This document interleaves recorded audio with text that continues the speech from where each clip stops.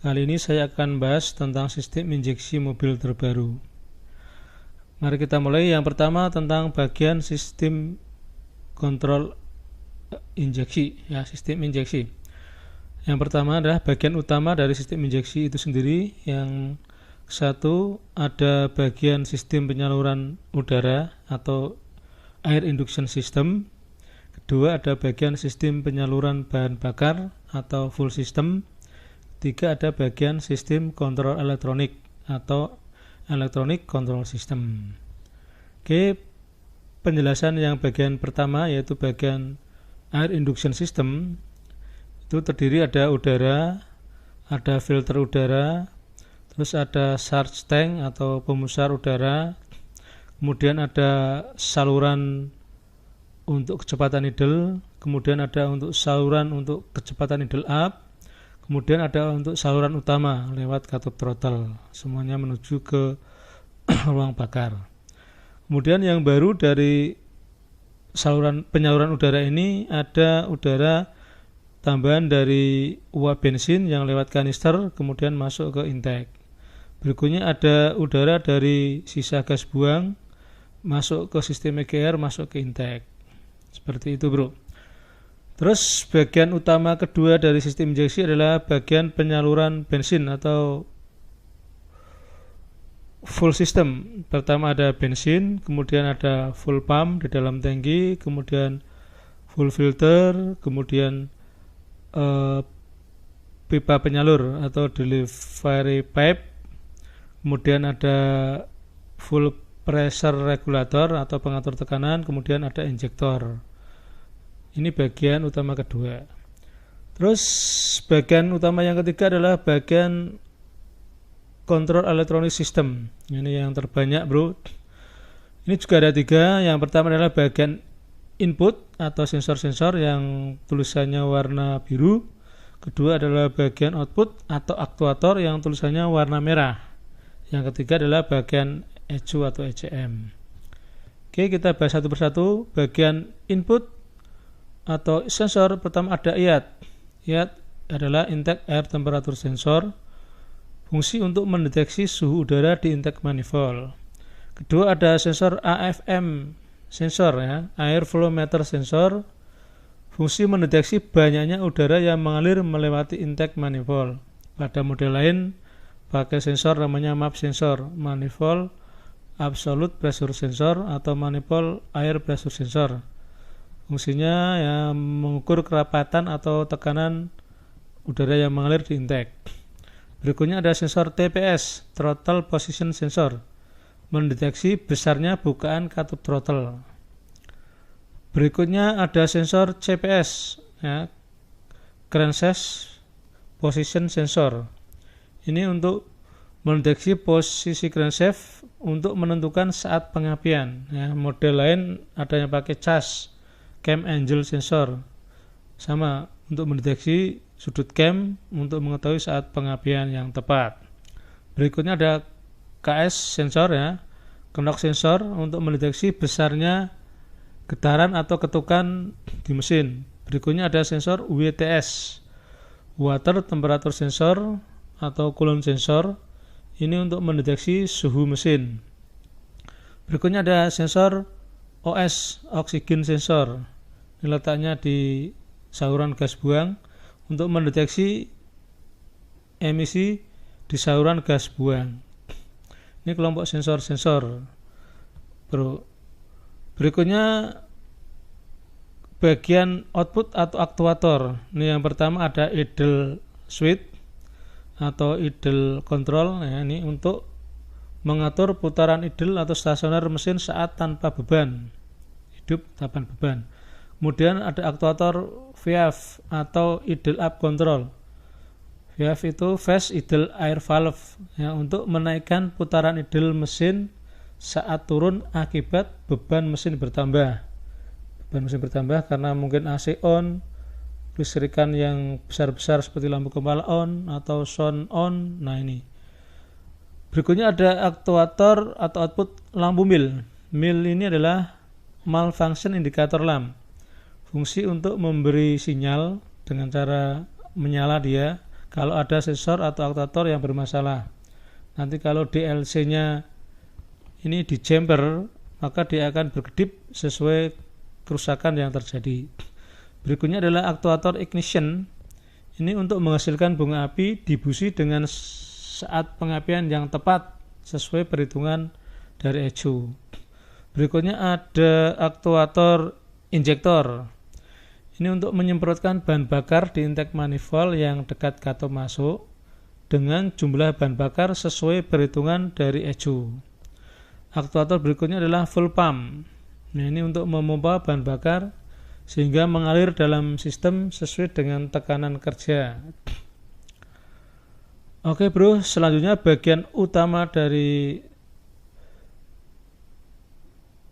sistem kontrol elektronik adalah ECU atau ECM. Ini fungsinya apa? Itu ya, ada orang nyebut ECU, ada orang nyebut ECM. Fungsi untuk mengatur semua sistem injeksi bagian aktuator atau output berdasar inputan data dari sensor-sensor atau input. Berikutnya komponen pendukung yang perlu dijelaskan ada DLC. Ini adalah data link connector sebagai terminal penghubung antara ECU dengan scanner nanti untuk servis jika ada trouble. Berikutnya ada EGR ini ya, exhaust gas recirculation. Fungsinya untuk ini ya, sebuah sistem yang mengembalikan gas sisa pembakaran yang tidak terbakar sempurna atau NOx ke intake manifold, nanti dimasukkan ke ruang bakar lagi. Berikutnya ada ini full pressure regulator. Ini untuk mengatur tekanan bensin di dalam pipa pembagi atau pipa penyalur. Tekanannya sebesar 2,9 kg per cm persegi. Ya, kelebihan tekanan dikembalikan ke dalam tangki lagi. Ini lewat saluran sini. Nah, berikutnya ada kanister. Kanister ini adalah alat pemisah gas uap bensin dengan gas HC atau hidrokarbon. Ini yang beracun. Gas HC ditahan di dalam kanister, uap bensin diteruskan ke intake manifold. Ini Bu, intake manifold. Cara kerja sistem injeksi mobil yang pertama adalah saat kecepatan idle. Ini kondisi idle adalah di mana kecepatan putaran mesin kondisi idle atau stasioner tanpa beban yang dihisap masuk ke ruang bakar itu adalah udara dari uap bensin dari kanister. Nah, ini di tangki ini ada uapnya masuk ke kanister, dipisah, HC-nya ditahan, uapnya dimasukkan ke intake melewati kanister step valve ini. Ditambah dari udara gas buang gas pembakaran masuk ke sistem EGR yang dikontrol oleh EGR step valve ini masuk ke intake juga. Jadi udara segar dari luar tidak ada yang masuk. Sistem ini seperti itu. Jadi udaranya diwakili dari uap bensin dan dari gas buang yang lewat EGR. Jadi ini bekerja, ECU memerintahkan pada sistem EGR lewat step valve-nya untuk membuka menutup mengalirkan gas buang dan memerintahkan si kanister ini melewati kanister step valve-nya untuk membuka menutup mengatur banyaknya uap bensin yang masuk ke intake sesuai kebutuhan kecepatan idle. Jadi canggih dan jenisnya seperti itu bro. Dia diatur oleh ECU ECM yang mengalir udaranya hanya dari gas buang dan dari uap bensin. Oke, berikutnya cara kerja kedua itu idle load. Ini berarti kecepatan idle saat ada beban. Oke ya. Jadi saat ada beban, ECU ini mendeteksi bahwa terjadi ada beban lampu menyala mungkin, ada AC menyala mungkin, terus sound menyala, wiper washer menyala, maka putaran mesin menjadi drop.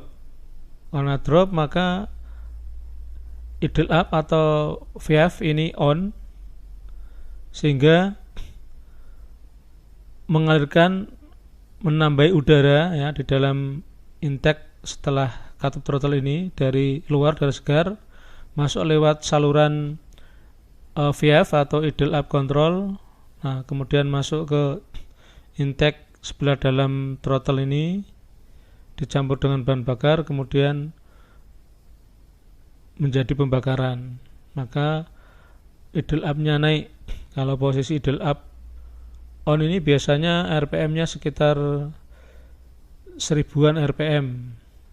Nah, kalau pas idle tanpa beban ini dengan tanpa power steering biasanya 750 RPM, kalau dengan power steering biasanya sekitar 900 RPM putaran mesinnya. Gitu bro. Jadi ini ECU memerintahkan off kanister sama off EGR. Tapi di model mesin lain pada saat seperti ini EGR juga ada yang on. Jadi udara yang masuk saat idle up ada dari udara segar ditambah dari udara dari gas buang. Gitu bro. Berikutnya cara kerja yang ketiga, throttle saat on atau diinjak ini ya, pada kecepatan lambat, sedang, tinggi ini ya bro. ECU diperintah oleh sensor-sensor bahwa ini posisinya adalah posisi throttle membuka ya, mungkin kecepatan lambat, sedang atau tinggi. Dari sensor TPS ini mendeteksi kan bukaan katup. Sensor AFM ya, banyaknya udara yang lewat juga memberitahu ECU. Maka bahan bakar yang diinjeksikan ini jumlahnya akan mengikuti banyaknya udara yang melewati masuk ke sini. Jadi berimbang. Kalau dia kecepatan lambat juga yang diinjeksikan agak sedikit, kalau sedang ya diinjeksikan sedang, kalau kecepatan tinggi ya diinjeksikan banyak. Seperti itu bro. Nah, di model lain juga sama ini, pada saat seperti ini ada juga yang sistem EGR-nya masih on. Jadi di sini di ruang bakar mendapat udara dari udara segar sama dari EGR. Ini sistem kerja yang berikutnya. Jadi semua dikontrol oleh ECU ini, dari sensor-sensor suhu udara di intake berapa, aliran udara yang mengalir jumlahnya berapa, bukaan katup throttle besarnya berapa, suhunya mesin itu sudah panas atau masih hangat, terus suara getarannya seperti apa, terus ini grand position sensor seperti apa, semua mengatur banyaknya semprotan bensin yang keluar di injektor. Jadi semuanya sesuai dengan kondisi sehingga keiritan mobil injeksi itu dijamin. Gitu bro.